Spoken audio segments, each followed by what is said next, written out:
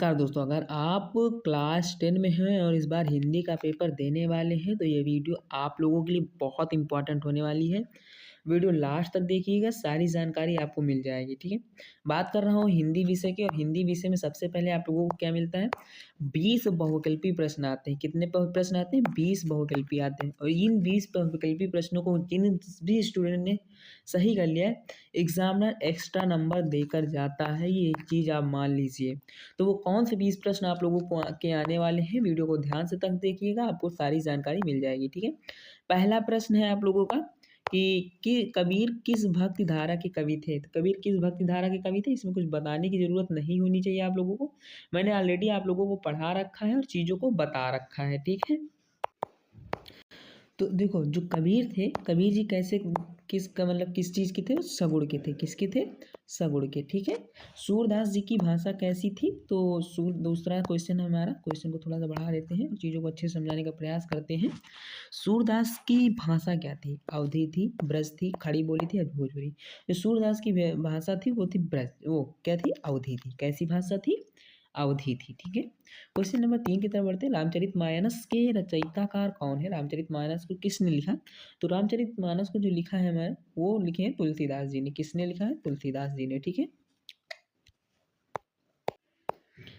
आगे है हमारा, रस का स्थायी भाव क्या होता है? मतलब रस का स्थायी भाव क्या होता है? तो रस का जो स्थायी भाव होता है वो होता है विभाव, अनुभव, संचारी भाव। तो रस का स्थायी भाव होता है स्थायी भाव। मतलब रस कैसे उत्पन्न होता है? किसी चीज़ का अनुभव होता है, संचारी भाव, विभाव, ठीक है। ये सारी चीज़ें होती हैं, तो क्या होगा यहाँ पर? विभाव, ठीक है। वीर रस का स्थायी भाव क्या है? वीर रस का स्थायी भाव क्या है? तो वीर रस का जो हमारा स्थायी भाव है वो है उत्साह। क्या है? उत्साह, ठीक है। क्रोध नहीं होगा, इस चीज़ को याद रखना। क्रोध क्या होता है? क्रोध कोई चीज़ को जब गलत गलत होती है और आपको पता होता है गलत है, फिर किसी चीज़ को लेकर क्रोध आता है, क्रोध होता है, ठीक है। भारतेय हरिश्चंद्र जो थे वो किस युग के लेखक थे? तो भारतेय हरिश्चंद्र जो थे हमारे आधुनिक युग के लेखक हैं। मतलब किस युग के लेखक थे? आधुनिक युग के लेखक थे, ठीक है। जल है तो कल है में क्या अलंकार है? मतलब जल है में कल है, मतलब जल है तभी तो कल है। तो इसमें कौन सा अलंकार? ये लोकिक्त है। क्या है? लोकिक्त है, ठीक है। लोकिक्त है, इस चीज़ को याद रखना। आगे बढ़ते हैं। क्वेश्चन नंबर 8, आत्मकथा किस विधा पर में आती है? कहानी, नाटक, जीवनी या निबंध? तो आत्मकथा जो है हमारी वो जीवनी पे आती है। किस पे आती है? जीवनी पे, ठीक है। नाटक का प्रमुख तत्व क्या होता है? तो नाटक का जो प्रमुख तत्व होता है वो संवाद होता है। क्या होता है? संवाद, ठीक है। क्वेश्चन नंबर 10 है, नेतृत्व में प्रत्यय क्या है? नेतृत्व में यानी प्रत्यय क्या है हमारा? नेतृत्व। प्रत्यय पूछा है तो हमारा त्व होगा, ठीक है। उपसर्ग पूछा तो नित होता है, ठीक है। क्वेश्चन नंबर 11 है हमारा, करुण रस का स्थायी भाव क्या होता है? करुण रस का जो स्थायी भाव होता है वो हमारा शोक होता है, ठीक है। सूरदास किस रस के कवि हैं? मतलब सूरदास कैसी रसी करते हैं, वो किस रस के कवि हैं? तो वो वात्सल, वो कृष्ण के प्रेम को दर्शाते हैं, प्रेम को दर्शाते हैं। जब किसी चीज में प्रेम को दर्शाया जाता है वो कौन सा रस होता है? हमारा वात्सल्य होता है, ठीक है। क्वेश्चन नंबर 13 है, छायावाद के प्रमुख कवि कौन है? छायावाद के प्रमुख कवि कौन है? तो छायावाद के प्रमुख कवि हैं जयशंकर प्रसाद जी। कौन है? जयशंकर प्रसाद जी, ठीक है। कहानी का उद्देश्य क्या होता है? मनोरंजन, शिक्षा, जीवन चित्रण या उपयुक्त सभी? तो देखो, कहानी का उद्देश्य मनोरंजन भी होता है, कहानी के माध्यम से हमें शिक्षा भी मिलती है, कहानी के माध्यम से हमें जीवन का चित्रण भी देखने को मिलता है। तो यहाँ पर हमारा ऑप्शन क्या सही होगा? उपयुक्त सभी, ठीक है। कामायनी के लेखक कौन है? तो कामायनी के लेखक आप जो जानते हैं कौन है। कामायनी एक बहुत विख्यात है और कामायनी के लेखक हमारे जयशंकर प्रसाद जी। कभी पढ़िएगा, समय मिलेगा, बहुत अच्छी कहानी है। भाषा की सबसे छोटी इकाई क्या होती है? तो भाषा की जो सबसे छोटी इकाई होती है, शब्द होता है, अक्षर होता है, वाक्य होता है, ध्वनि होता है। तो भाषा की सबसे छोटी इकाई क्या होता है? शब्द होती है, अक्षर होता है, ठीक है। क्या होता है? अक्षर, ठीक है। क्वेश्चन नंबर 17 है हमारा, ब्रज भाषा किस काल के में प्रमुख थी? आधुनिक, रीति, भक्ति आदि? तो ब्रज भाषा जो थी हमारी वो भक्ति काल में प्रमुख थी, क्योंकि भक्ति काल में ही सूरदास वगैरह ब्रज भाषा में प्रयोग किया करते थे, ठीक है। निबंध की भाषा होनी चाहिए, कैसी होनी चाहिए? कठिन, सरल, आलंकारिक या फिर संस्कृत निष्ठ? तो निबंध की जो लेखक मतलब होनी चाहिए वो होनी चाहिए सरल, सरल होनी चाहिए। मतलब निबंध ज़्यादा कठोर नहीं लिखना चाहिए, आसान भाषा में होनी चाहिए, ठीक है।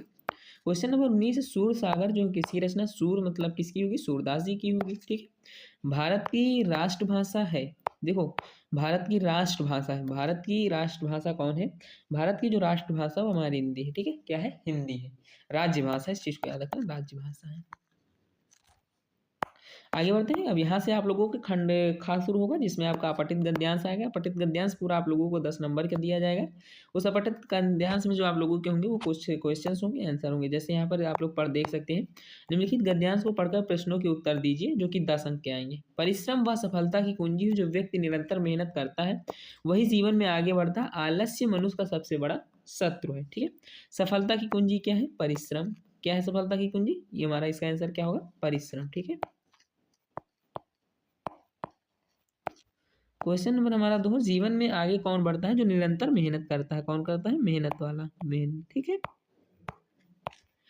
मनुष्य का सबसे बड़ा शत्रु कौन होता है? तो मनुष्य का जो सबसे बड़ा शत्रु होता है वो कौन होता है? आलस्य होता है। ऐसा ही आएगा, ज़्यादा कठिन नहीं आएगा, उसकी चिंता ना करो कि बहुत बड़ा है। बड़ा भी आएगा तो ऐसा ही आएगा, आप आसानी से उत्तर ढूंढ सकेंगे। गद्यांश का शीर्षक लिखिए। तो गद्यांश का शीर्षक आप लोग जानते हैं, जिस चैप्टर से लिया गया उसका नाम प्रस्तुत गद्यांश हमारी हिंदी की पाठ्य पुस्तक से इस चैप्टर से लिया गया है, जिसके लेखक ये व्यक्ति हैं। ठीक है, ये कर देना। उसके बाद आपका खंड का अपठित पद्यांश शुरू होगा। जैसे कि अपठित पद्यांश से नीचे दिए पद्यांश को पढ़कर प्रश्नों को उत्तर दीजिए। परहित सरिस धर्म नहीं धाई, परिपीड़ा सम न अधिमाई। ठीक है, अब इसमें क्या कहा है? कवि किस धर्म की बात कर रहा है? कवि बात कर रहा है भाई धर्म। किस बात की? परहित सरिस धर्म नहीं भाई। ठीक है, परहित सरिस मतलब दूसरों के साधन से, दूसरों के सम्मान से कोई बड़ा नहीं है। ठीक है, मतलब कोई और धर्म नहीं होता है। अधर्म किसे कहा गया? पर पीड़ा सम नहीं अधिमाई, मतलब किसी की पीड़ा देखकर तुमको उसके बारे में ज्ञात नहीं हो रहा है, ये होगा। ठीक, कवि कौन है और पद्यांश का भाव, ये सारी चीजें आप लोगों को बहुत अच्छे तरीके से मैं बता रखा हूँ, इसलिए ज्यादा इसमें समय नहीं देंगे। ठीक है, यहाँ पर आप लोगों को क्या होगा? 4 प्रश्नों के उत्तर दीजिए। कबीर की भाषा की विशेषताएं बताइए। ये आ सकता है कैसी भाषा थी? थोड़ा गूढ़ लैंग्वेज लिखते थे, कृष्ण प्रेमी। ठीक है, हाँ, राम जी को मानते थे क्योंकि उनके हर कविताओं में राम वगैरह के शब्द आते थे। ठीक है, इस सारी चीज़ें लिखी। सूरदास की भक्ति भावना कैसी थी? कृष्ण प्रेमी थे। ब्रजभाषी अवधि भाषा का प्रयोग करते थे। उसके साथ साथ बहुत इनके बारे में 2-4 चीज़ें और जानते हो वो लिख दोगे चला जाएगा। ठीक, रस की क्या परिभाषा? जिस काव्य को पढ़ने से मन में जो भाव उत्पन्न होता है वो रस कहलाता है। नाटक के तत्व कौन कौन से थे? अभी एक विकल्प आया था, आप लोगों ने ध्यान से देखा होगा, वही नाटक के तत्व भी हो जाएंगे। ठीक है, आत्मकथा का उद्देश्य क्या होता है? आत्मकथा क्यों लिखी जाती है? कोई व्यक्ति अपने बारे में समाज को बताना चाहता है, अपने व्यक्तित्व के माध्यम से समाज को कुछ ज्ञान देना चाहता है, ये सारी चीजें इसमें होती है। ठीक है, किसी भी एक प्रश्न का उत्तर दीजिए, 10 अंक का आएगा। कबीरदास के काव्य की विशेषताएं लिखिए। सूरदास के पदों का भाव, ये 2 चीज में से एक करना है। और हाँ, आप लोगों को और चीजें मैं बता देता हूँ, जैसे अभी बताऊंगा मैं आप लोगों को। तो जीवनी के बारे में मैंने आप लोगों को ऑलरेडी बता रखा है कि जीवनी आप लोगों की आएगी, 2 जीवनी मिलेंगी, 6-6 नंबर की मिलेंगी, 3-3 नंबर की मिलेंगी, ऐसे मिलेगा। ठीक है, साहित्यिक परिचय पूछा जा सकता है, फिर साहित्यिक परिचय जीवनी पूछी जा सकती है, इस चीज़ को याद रखना। और मैंने भी आप लोगों को ये भी बता रखा किस चीज़ की तैयारी करनी, महादेवी वर्मा तैयार कर लेना, एक ऊपर के लिए, एक सूरदास। बस अगर आप कहेंगे 2 ही, मैं कहता हूँ 2 से में 1 तो आ ही जाएगा, 99% श्योर हूँ। ठीक है, इस चीज़ को याद कर लेना। तो आप लोगों को यहाँ पर यह वीडियो कैसी लगी है कमेंट बॉक्स में ज़रूर बताइएगा। नेक्स्ट मॉडल पेपर आप किस सब्जेक्ट का चाहते हैं ये भी कमेंट करना, और अपना सबसे कमजोर सब्जेक्ट कमेंट कर दिया करें, ताकि नेक्स्ट वीडियोस में मैं आप लोगों के लिए उस तरह की वीडियोस लेकर आऊँ। मिलता हूँ किसी और वीडियो में, तब तक के लिए धन्यवाद।